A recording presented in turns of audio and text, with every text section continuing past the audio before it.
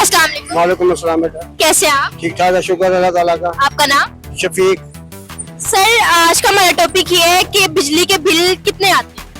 बेटा देखे बात यह है कि मैंने शुरू का दौर भी देखा है कि जब बिजली के बिल 20-30 रुपए आते थे तो उस वक्त हर आदमी का गुजारा होता था, गरीब आदमी भी पेट भर के खाता था, अमीर आदमी भी।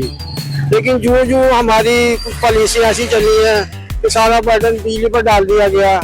अब आप देखें बेटा, दुनिया का एक निज़ाम है कि अगर आप थोक के हिसाब से कोई चीज लेंगे ना तो वो आपको महंगी मिलेगी, सस्ती मिलेगी। दुनिया में आप कहीं भी चले जाए, आप ज्यादा चीज लेंगे तो आपको सस्ती मिलेगी।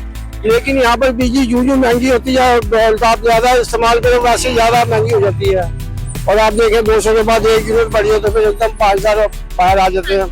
अब इस तरह का आदमी है, आप देखें उसका घर का निजाम भी चलाना है, उसका खाली बिजली के बिल नहीं, गैस का बिल भी है, बच्चों की पढ़ाई लिखाई और दूसरे मसले हमारे यहाँ